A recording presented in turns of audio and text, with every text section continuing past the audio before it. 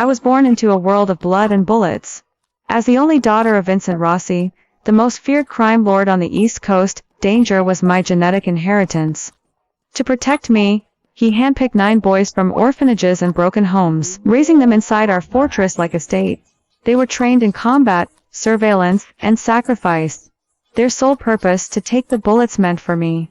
On my 21st birthday, my father called me into his study. The room smelled of aged leather and cigar smoke, a scent I had known since childhood. Scarlett, come here, he said, sliding a silver-framed folder across the mahogany desk. Inside were 9 photographs, each with a name printed beneath. Tonight, you will choose one of them. Not just as your bodyguard, as your fiancé. I stared at the faces. When my eyes landed on the second row, third from the left, my heart clenched. Jay Walker, I had followed him since I was 12, the one who pulled me out of a frozen pond. He had held me against his chest, shivering, whispering that everything would be okay. From that moment, I loved him with the desperate intensity of a little girl, a girl who had never known a mother's embrace. But then came Sophia. She was a scholarship student, whom my father had taken in after her parents died. Sophia arrived with big, grateful eyes, and a voice so soft you had to lean in to hear her. Jay was drawn to her immediately. They shared the same wounded past, the same longing to belong. And I could only watch, helpless, as he slipped through my fingers. But this time would be different. Because this time, I remembered everything. In my previous life, they drove poisoned steel nails through my palms. Trembling, I called Jay for help, only to receive his ice-cold reply. Scarlett, don't play such boring tricks. Your location shows you're still in the hotel suite. Using a pity act to monopolize me, it's disgusting. In the background, a woman laughed. I closed my eyes in despair.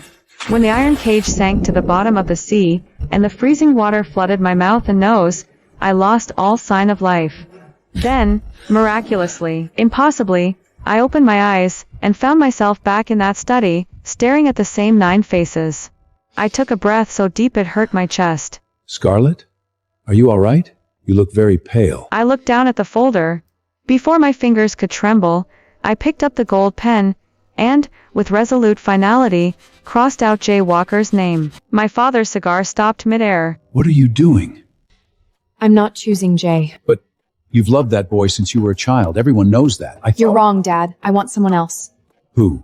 Another face flashed through my mind.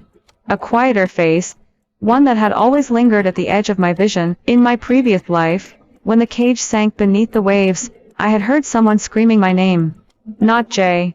Someone else. The one who had been pounding on the underwater viewing glass with his fists, knuckles bleeding, eyes wild with grief. Mason Vaughn. I choose Mason. Mason? That gloomy one? Barely speaks? He speaks when he needs to. A long silence. You never cease to surprise me, Scarlett. Very well. The engagement will be announced at the banquet 3 days from now. Until then, not a word to anyone. Understood, Father. At the door, my father's voice stopped me. Scarlett. I turned. What just happened to you in the past 5 minutes? I hope it was worth it. I didn't answer. I walked into the hallway, my heels clicking on the marble like a countdown. The manor's great hall was a cathedral of wealth, crystal chandeliers, a frescoed ceiling, a spiral staircase that seemed to reach heaven. Halfway down, I saw them. Jay and Sophia. She was pressed against his side, her hand clutching his arm like a lifeline. When she noticed me descending the stairs, she flinched dramatically, shrinking behind him, her doe eyes wide with manufactured fear. Even if Sophia is a scholarship student your family took in, that doesn't mean you have the right to intimidate her. Jay, what exactly did I do to her? Sophia raised her hand, her fingers were red and cracked, and the skin was peeling. I just wanted to help Miss Rossi. I thought if I hand-washed her silk dress, she might be kinder to me. But I understand. I'm nothing. My hands don't matter. I've never asked her to wash anything. I know you're gonna pick me as your fiancé tonight. The boss already hinted at it. But let me make this clear. I will never love a cruel woman like you. Just then, a rapid figure burst from the left corridor. A man lunged at me, holding a hunting knife. I screamed and stumbled backward. Jay kicked out, and the hunting knife fell to the ground. Within seconds, he had the man pinned, but then, a second attacker, slashing at Sophia's leg, blood blooming on her white dress. Jay's head whipped toward her. I saw the struggle in his eyes. Then, he released the first attacker and lunged at Sophia. The first man got up, grabbed the knife, and charged at me again. I closed my eyes, waiting for the blade. When I opened my eyes, the attacker was on the ground, and Mason Vaughn stood in front of me, his fist still raised in midair. Mason wasn't handsome like Jay. His eyes were the color of a storm, his mouth rarely curved into a smile. But now, those storm gray eyes were burning. He turned to Jay. Did you forget mission? She's fine. Nothing happened. Nothing happened? Your mission? The only reason the boss took us in is to protect her, not your little charity case. Sophia isn't a charity case, and she got hurt because of Scarlet. Mason stepped forward, fists clenched. Jay, we all did. Our lives for hers, and you just broke it. I didn't break anything. I made a choice. A man's choice. Then you're worthless. He lunged at Mason, and the two men collided in a brutal dance of fists and fury. Seeing this, I rushed to separate them. Then Sophia moaned. Jay immediately broke free and scooped her into his arms. He headed toward the medical wing without a backward glance. Mason's face was cold as ice. He turned to me, his eyes dark with anger. Why did you stop me? I didn't. You're always like this. He stepped back. Since you've chosen him, take care of yourself. I didn't choose him! His shoulders tightened. Then, slowly, he turned around. His face was unreadable. Then who? I smiled, the first real smile of 2 lifetimes. You'll find out in 3 days. The next morning, a parade of garment bags arrived in my suite, dozens of dresses for the engagement dinner. I was running my fingers over a champagne-colored Bajli Mishka gown, when the door burst open. Jay strode in, escorting Sophia. Oh my god. They're so beautiful. I've never seen anything like this. Someday, Sophia, I'll buy you dresses like this. I swear. You're so sweet, Jay, but we both know I don't deserve to wear things like this. I'm just me. Her gaze fell on the champagne-colored dress in my hand. Is that the limited edition? The one from Paris Fashion Week? I saw it in a magazine. It costs more than the house I grew up in. I said nothing. Continued examining the beadwork. Jay walked over to me. Give her the dress. No. This isn't a request, Scarlett. Sophia wants that dress. You're gonna be my fiancé anyway, so it doesn't matter what you wear. You're only wearing it for me anyway. To be honest, I'd rather see her happy than see you in another overpriced dress. No. This isn't a request, Scarlett. The bead embroidery brushed across, leaving a wound in the palm. Here. Go try it on. Sophia, with a victorious smile, glanced at me over his shoulder. Knowing gloat that said, I win. Again. Then the mask was back, and she clutched the dress to her chest, eyes welling with gratitude. Jay, I couldn't. Yes, you must. They disappeared into my walk-in closet, the door clicking shut behind them. I stood alone among the scattered finery, blood dripping onto the Persian carpet, and something inside me hardened into stone. The night before the dinner, my father summoned all 9 men to the great drawing room. Crystal glasses clinked, fear light danced on the walls, and the air was thick with honest questions. I've called you here because tomorrow night, one of you will become engaged to my daughter. A ripple of surprise swept through the group. Mason stood in a corner, downing whiskey like water. Jay kept glancing toward the hallway that led to Sophia's room, anxiety tightening his jaw. The others grinned and patted Jay on the shoulder. Congratulations, brother. We all knew it would be you. Yeah, she's been following you since she was a kid. No way she'd pick anyone else. Jay accepted the congratulations with a strained smile. Later that night, I was lying in bed brushing my hair when the door flew open. Jay stormed in, his face purple with rage. He grabbed my arm, yanked me off the bed. You did this. He hissed. You drove Sophia away. What are you talking She about? left a letter. She said she couldn't stand watching me marry you. Said her heart was broken. Said she might as well be dead. If she hurts herself, Scarlett, I swear to God I'll make you I pay. didn't choose you, you idiot! I chose someone else! You're free. Go be with Sophia. Now get out of my room or I'll call my father. The mention of my father seemed to snap him back to reality. Stumbling backward, then he turned and left, slamming the door so hard the mirrors rattled. I lay on the floor, rubbing my bruised throat, and laughed. It was a broken sound, hollow and bitter. The next morning, Jay returned with Sophia.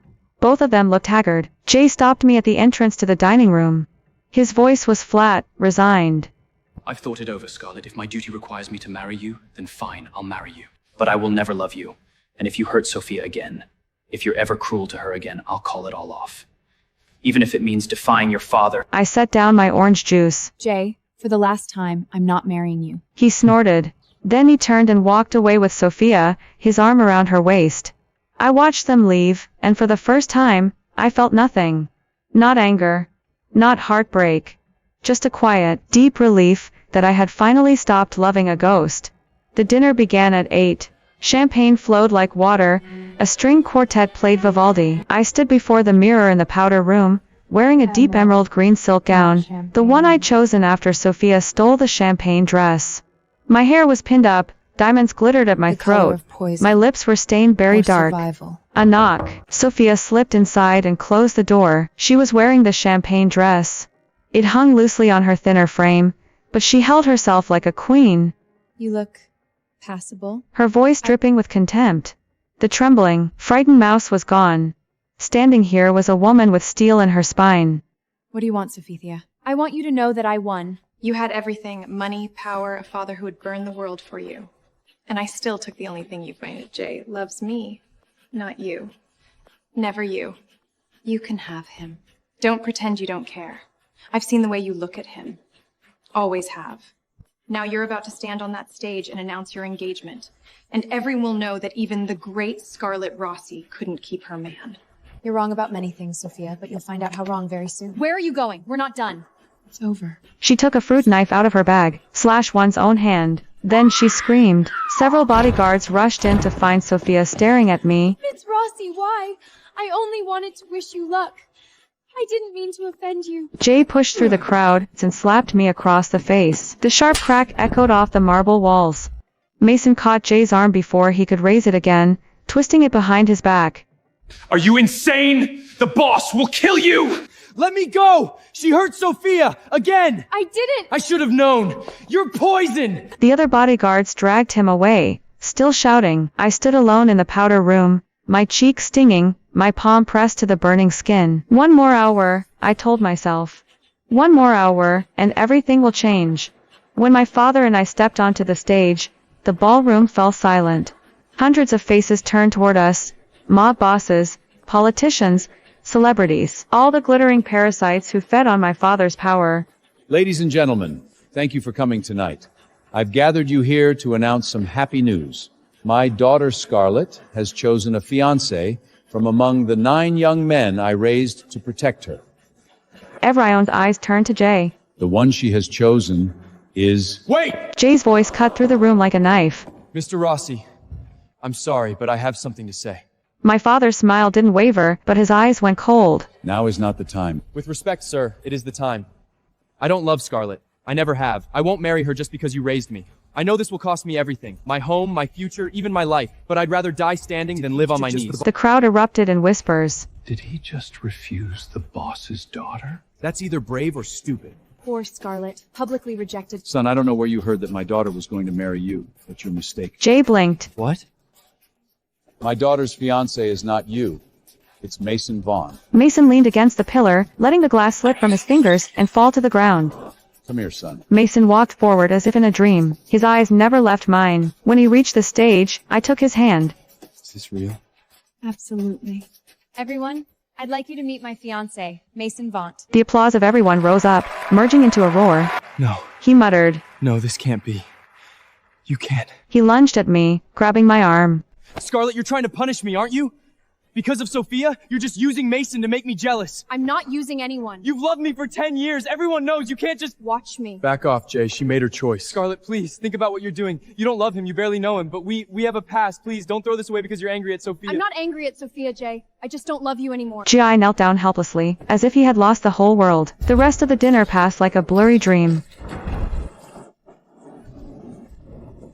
Mason pulled me into a quiet alcove. Scarlett, I need to know. Did you choose me just to hurt him? I reached up and touched his face, tracing his sharp jawline. No, Mason. I chose you because you've always been there. Even when I was too blind to see. Something shattered behind his eyes. He pulled me into his arms. I've waited too long to hear that. I know. I'm sorry it took me 2 lifetimes to say it. He didn't ask what I meant. He just kissed me, gentle and fierce. The next few weeks were strange. My father did as he said and expelled Jay from the estate. He didn't kill him, that would have been too easy, but stripped him of everything. Title, salary, home. Jay was now just another ghost in the city, a man without a past or a future. Sophia was sent away too, but only after Mason's investigation revealed the truth of her self-harm. Hotel security footage showed her stabbing herself with a dinner knife. The hand-washing story was pure fabrication. The wounds on her hands, chemical burns she'd given herself by applying cleaning solution. When my father laid the evidence before Jay, his face went white as chalk. I didn't know. He whispered. I swear to God I didn't know. But knowing or not no longer mattered. The damage was done. Mason and I slowly found our rhythm. Breakfast together on the terrace. Long walks in the garden.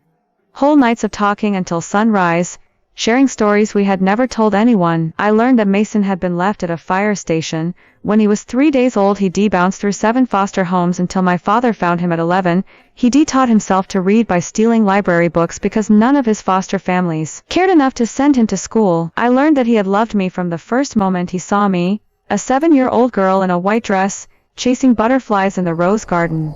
He was 12 then, skinny and wary, convinced that everyone would eventually hurt him. But I laughed, and that laugh cracked something open inside him. I asked one night as we lay in the grass counting stars. Why did you never tell me? 'Cause you had Jay. He said simply. Jay had sunshine in his smile and wind in his hair. I was just the shadow in the corner. You were never just a shadow, Mason. He turned his head to look at me. Wasn't I? I traced his collarbone. No, Even when my love for Jay had blinded me, you're the only one who makes me feel safe. some part of me had always known that Mason would be the one to catch me when I fell. One morning, I went out alone to run an errand, and saw Jay at the estate gate. He looked terrible, clothes wrinkled, jaw stubbled, eyes bloodshot. Scarlett, He said. please. Just 5 minutes. You have 2 minutes. He swallowed hard. I know everything now. About Sophia, about her lies, about the hand washing, the knife wound, all of it. I saw the surveillance footage. I saw her smile afterwards. Scarlett, she smiled. And then? He dropped to his knees on the gravel path. You're right. I said. Every time you chose her. And the worst part isn't even the lies, Jay. It's that you never asked for my side. You never trusted me. 10 years after everything we'd been through, you'd rather believe a stranger than me. I know, I'll regret this for the rest of my life, but please, give me a chance to make it right. I can't. Why? Because of Mason? He's not right for you, Scarlett. He's too dark, too broken. He'll drag you down. Jay, Mason has never dragged me down. He's lifted me up again and again. I drove away without looking back. In the rearview mirror, he stayed kneeling in the dust, head bowed, shoulders shaking. Months passed. Jay stopped appearing at the gate. I heard through the grapevine that he'd found a job at the docks, loading containers. He'd moved into a studio apartment with no heating. Sophia tried to contact him, but he'd changed his number. I stopped thinking about it. Mason and I were building something new, something that had nothing to do with the past. We traveled together. Paris, where we got lost in the Louvre, and ate croissants by the Seine. Tokyo, where we sang karaoke off-key and took the Shinkansen to Kyoto. Rome, where we threw coins into the Trevi fountain, and made wishes I was too superstitious to speak aloud. We fought too. Over stupid things, what to watch on TV, whether to get a dog. I won. Whose turn it was to do the dishes. Mason claimed it was always his, which was objectively false. But we always made up, usually with restorative sex, that left us breathless and laughing. Slowly, I began to believe that I really could have the happy ending that had been stolen from me in my previous life. Then, 3 days before Mason's birthday, I went out to buy him a gift. I should have taken a bodyguard. I knew that. But I wanted to surprise him, so I slipped away alone, drove into the city, and found the perfect gift at a boutique, a vintage watch, rose gold, leather band, the color of his eyes. Scarlett! Sophia stepped out from behind a parked van. She looked like a ghost. Sophia, you look like hell? I know. She smiled. Expulsion from university will do that to you. Social ostracement. Plus, with an attempted murder charge on my record, no one wants to hire me. I didn't press charges. No, your father did it for you. But you know that. And she fode and take desperation. She heavily dang this in traitly or an cold for seduct to the Baltim. What do you want, Sophia? She took a step closer. I want to understand. How did you do it? How did you turn him against me? I mean, Jay. He worshipped me. He would have burned the world for me. Then overnight, he just stopped. I saw the way you looked at him in the hospital. Like you already knew everything. Like you'd lived through it before. You remember too, don't you? The last time my blood turned cold. You're not the only one who came back. She whispered. When I woke up in this timeline, I thought I was crazy, but then I started remembering things. The cage, the water, your screams as you filled up. The smile spread across her face. Then I knew. You came back too. You're crazy. She circled me like a shark. Maybe. But I'm not wrong. Why Jay ended up choosing you over me. And then I realized, because you knew. You knew what I was going to do before I did it. So you changed the game. Even if that were true, it is true. She stopped in front of me. But here's the thing, Scarlett. Knowing the future is useless if you can't change it. I'll make sure you die just as horribly as before. Maybe worse. I reached for my phone, but she was faster. A cloth pressed over my mouth and nose. The last thing I saw was her smile. When I woke up, I smelled rust and decay. My head throbbed. My wrists were chained, my ankles locked to a metal chair. I was in a warehouse, abandoned, by the look of it. Broken windows, collapsed walls, the skeletons of machinery. Standing before me were 5 men. I recognized them immediately. They were the same men from my previous life, the ones who had locked me in the iron cage and watched me drown. Yo, the princess is awake.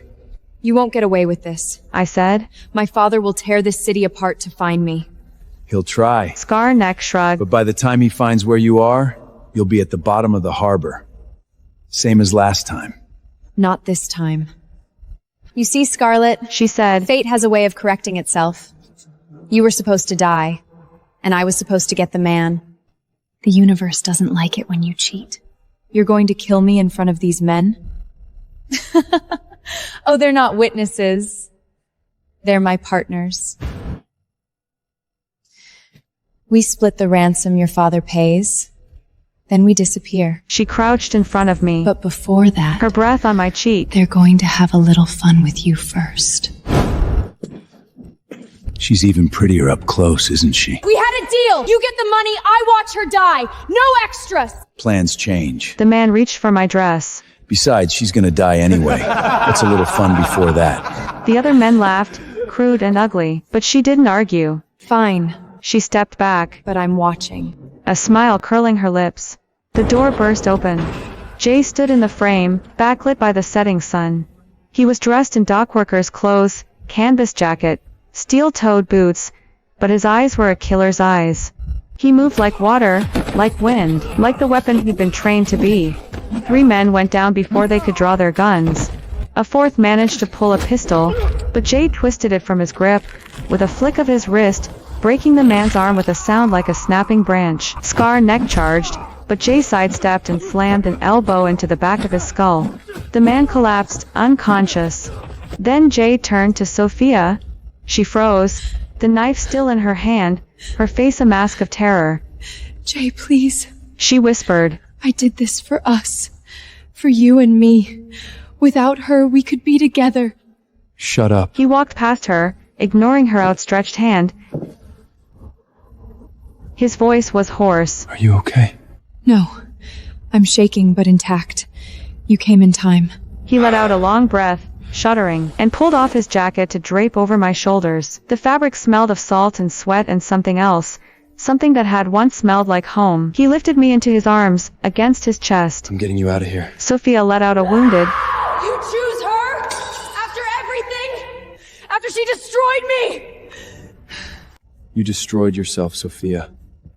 I was just too blind to see it. Sophia screamed, thin shriek of pure rage, and lunged. The knife went into Jay's back, just below his shoulder blade. He staggered, nearly dropping me, but caught himself on the doorframe. I struggled to the ground, Jay!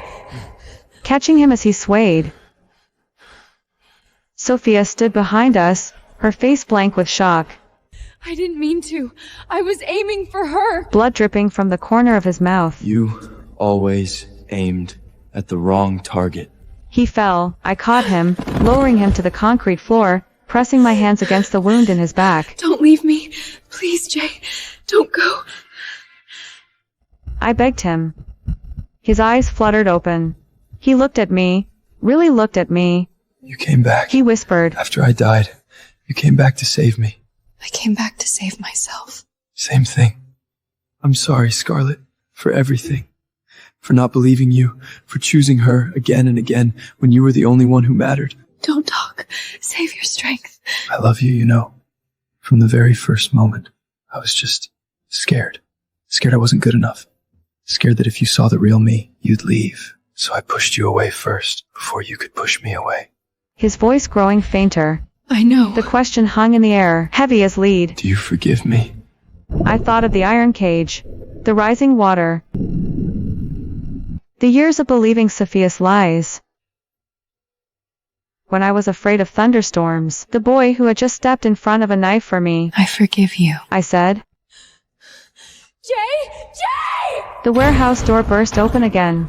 Scarlet! His face was twisted with fear. He rushed over, dropping to his knees beside me, pulling me away from Jay's body. His hands ran over me, checking for wounds. I'm okay. I said. But Jay, he saved me. He took the knife. Mason looked at Jay's still form, then at Sophia, who had collapsed against the far wall, sobbing. Get a doctor. He ordered. Now. One of the guards ran to make the call. Mason pulled me into his arms, holding me so tightly I could feel his heart hammering against my ribs. I thought I lost you. He murmured. When I got home and you weren't there. When your phone went straight to voicemail. I'm here. I'm okay. He pulled back just enough to cup my face in his hands. I can't live without you, Scarlet. I can't. You don't have to. Behind us, sirens sounded in the distance. Jay survived. The knife missed his vital organs by less than an inch. The doctors called it a miracle. I visited him once in the hospital after he woke up. Scarlet. Mason. I sat in the chair by his bed. How do you feel? Like someone stabbed me in the back, which I suppose they did. A long, awkward silence. I'm not going to ask you to take me back. I know I don't deserve it.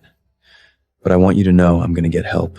Real help, therapy. Figure out why I became this way. He looked at Mason. Take care of her, the way I never could. Mason nodded. I will. We left a few minutes later. As the elevator doors closed, Mason took my hand. He asked, Are you okay? That's enough. I will be. 3 years later, Mason and I stood before a small altar in my father's rose garden. The guests were few, just family, plus a handful of close friends. White flowers cascaded from every arch, and a string quartet played Bach. My father walked me down the aisle, his arm steady under mine. He was crying, actually crying, the tough old bastard, and I pretended not to notice. Mason waited at the altar in a custom navy suit, his storm gray eyes fixed on me as if I were the only light in a dark world. When we exchanged vows, his voice cracked on. Until death do us part. I murmured to him alone. I've died once already. I don't plan on doing it again. Tears streaming down his face, he laughed and kissed me. The reception lasted until dawn. My father danced with every woman present, including the servers. Mason's men, the remaining 8, Jay conspicuously absent, raised toast after toast. Then, just as the sun began to lighten the eastern sky, a messenger brought a letter. In the letter, Jay said he truly wished us a lifetime of happiness. Reading this, I knew everything was finally over. I folded the letter and put it in my pocket. Mason came up behind me, wrapping his arms around my waist. Who wrote it? I said. Just a ghost. He didn't press. He never pressed. We stood together, watching the sun rise over the garden, turning the roses to gold. Years passed like seasons. We had 3 children, first twins, a boy and a girl, then another girl 2 years later. They had my copper hair and Mason's gray eyes, my stubbornness and his patience. They were loud, chaotic, and absolutely perfect. When my father finally retired to a villa in Tuscany, Mason took over his business, transformed a criminal empire into a legitimate holding company. He still came home for dinner every night, One evening, when the children were asleep, and the house was quiet, I slipped into Mason's study. I was looking for a book, something light, escapist, when I found the box.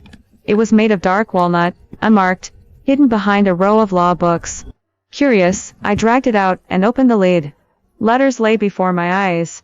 Every single letter was a love letter Mason had written to me. By the time I reached the last one, tears were streaming down my face, and wouldn't stop. It turned out that the person who had rescued me from the pond was Mason, pulling me out, and then passed out. I was crying so hard I didn't hear Mason come in. Scarlett? What's wrong? He stood in the doorway, frowning. I held up the box. Did you write all of these letters? His face went pale. He walked over, You weren't supposed to find that. gently closed the box, and set it aside. Then he took my hands. Why didn't you tell me? About how it was you who saved me, not Jay. Because it didn't matter. You loved him. Whether you knew it or not, you would have loved him. And I didn't want you to feel indebted to me. Indebted. Mason, I chose you. Not because you saved me, not because of the letters, because you are the best thing that ever happened to me. His eyes lit up. I know that now. I said. I love you. I should have said it sooner, every day for the past 10 years. You're saying it now. That's all that matters. He pulled me into his arms, and buried his face in my hair. Years turned into decades. The children grew up, left home, built lives of their own. Silver appeared at Mason's temples, and laugh lines carved parentheses around my mouth. We grew old together. On our 40th wedding anniversary, we sat on the porch swing, watching the sunset paint the sky in shades of orange and pink. The garden was in full bloom, roses, hydrangeas, the jasmine Mason had planted the year we married. Do you ever think about the past? I asked, Sometimes. resting my head on his shoulder. What do you think about? He was quiet for a moment. Then he said, The pond. I turned to look at him. The day you fell through the ice. I think about how cold the water was, how scared I was. I couldn't actually swim. Never learned, but I jumped in anyway. Because you were down there, and the thought of losing you was more terrifying than the thought of drowning. I kissed his cheek. You never told me you couldn't swim. He smiled. I learned that day. Need is the best teacher. We sat in silence, watching the stars appear. Mason, Yeah. thank you for jumping in. The night breeze carried the scent of gardenias. He turned and kissed me, soft, sweet, the same as on our wedding night 40 years ago.